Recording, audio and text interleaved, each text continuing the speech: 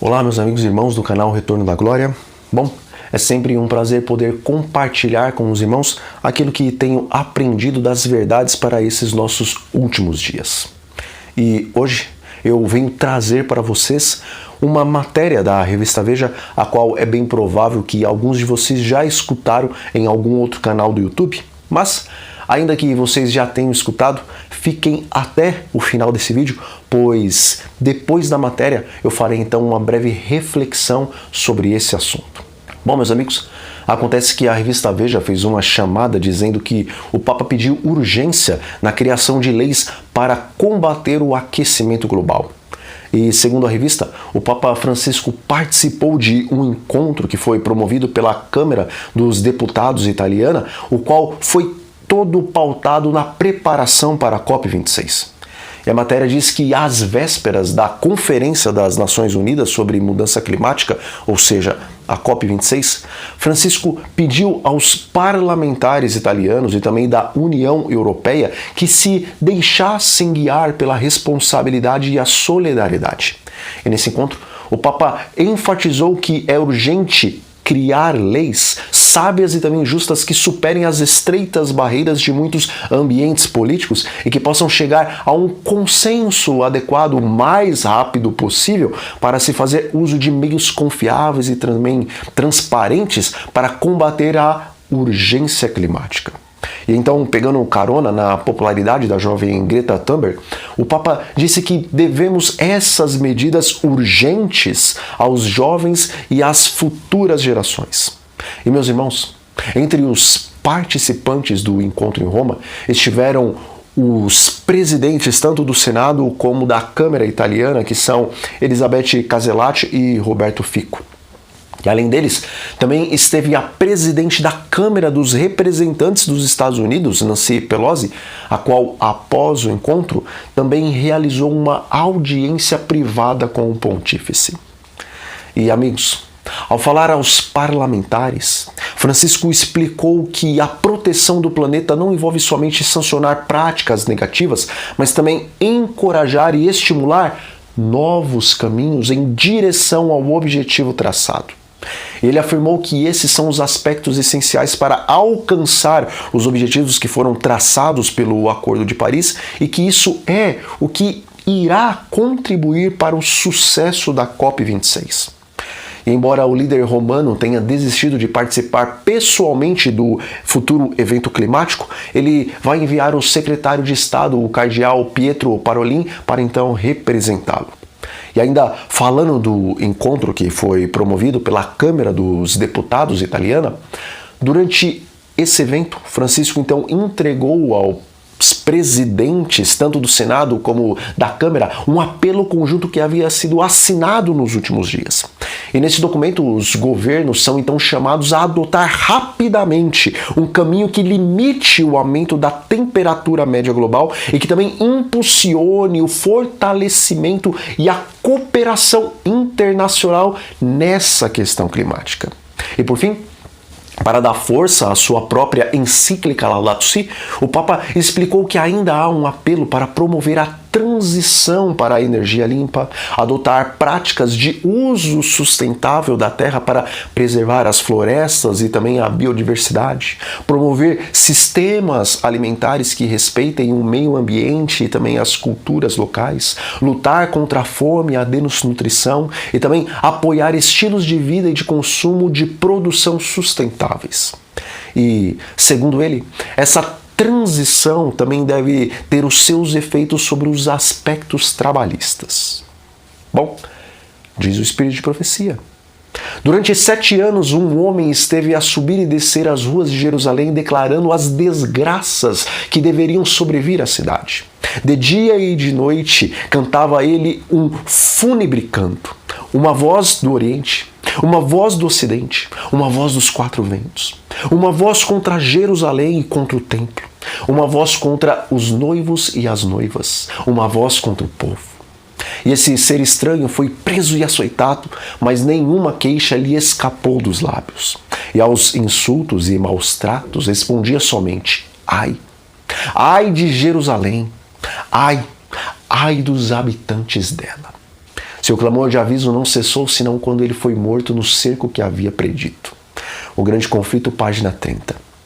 Meus irmãos, Jesus no Monte das Oliveiras havia predito o que ocorreria com Jerusalém também com o templo. Ele disse aos discípulos que quando o abominável da desolação estivesse no lugar santo, nenhum dos seus seguidores deveria perder tempo, mas deviam fugir para os montes. E a verdade é que cerca de 3 anos e meio antes de Jerusalém ser cercada pelo general Cécio e também o seu exército, Deus levantou um homem para proclamar os ais sobre Jerusalém. E aconteceu que após 9 dias de cerco da cidade, Cécio e o seu exército abandonaram o seu posto.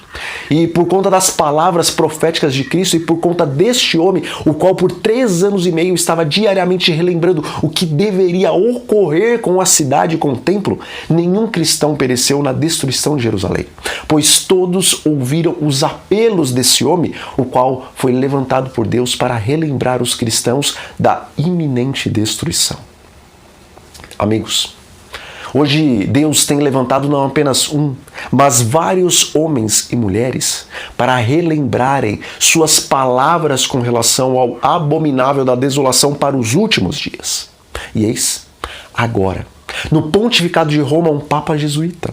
E eis agora, na presidência dos Estados Unidos, um presidente que tem simpatia pelos jesuítas e que em sua cerimônia de posse da presidência, um padre jesuíta e amigo de Biden fez a oração inaugural com apelos à unidade do país e à defesa do bem comum, citando o Papa Francisco para destacar a importância de sonharem juntos. E conforme essa matéria do site Eclésia, quando Biden era nomeado presidente, o Papa dizia que era hora de curar feridas. Meus irmãos, vocês sabem o que é um jesuíta? Diz o Espírito de Profecia. Em toda a cristandade, o protestantismo estava ameaçado por temíveis adversários. Passados os primeiros triunfos, então, da Reforma, Roma convocou novas forças, esperando ultimar sua destruição. Nesse tempo, fora criado a Ordem dos Jesuítas, o mais cruel, sem escrúpulos e poderoso de todos os defensores do papado. Separados de laços terrestres e interesses humanos, insensíveis às exigências das afeições naturais, tendo inteiramente silenciada a razão e a consciência, não conheciam regras nem restrições além das da própria ordem, e nenhum dever a não ser o de estender o seu poderio. E quando apareciam como membros de sua ordem, ostentavam santidade, visitando prisões e também hospitais, cuidando dos doentes e pobres, professando haver renunciado o mundo e levando o nome sagrado de Jesus, o qual andou fazendo o bem. Mas, sob esse irrepreensível exterior, ocultavam-se frequentemente os mais criminosos e mortais propósitos. Era princípio fundamental da ordem que os fins justificam os meios. E por esse código, a mentira, o roubo, o perjúrio, o assassínio não somente eram perdoáveis, mas recomendáveis quando serviam aos interesses da igreja. O Grande Conflito, páginas 234 e 235. Amigos, com relação à besta que sobe do mar, hoje não existe apenas um Papa Negro jesuíta, mas o Papa Branco também é um jesuíta. E com relação à besta que sobe da terra, nos Estados Unidos, na América do Norte, hoje está no poder um presidente católico e doutrinado por jesuítas, o qual também é amigo de jesuítas. E conforme nos diz o Espírito Santo através do Espírito de Profecia, essa ordem tão somente existe a fim de ter o poder em suas mãos.